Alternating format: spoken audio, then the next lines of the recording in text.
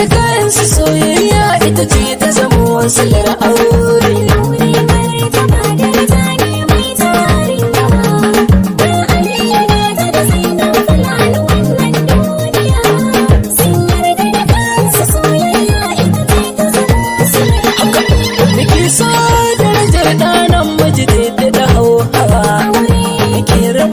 Da umma idan ka cire mun mutuwa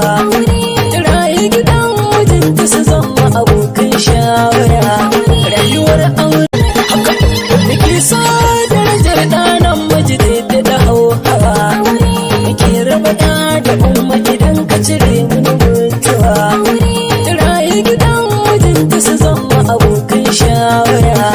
rayuwar aure da daɗi na ta rana ta zuwa tun da ya aure za ku ga haske mata ya yi aure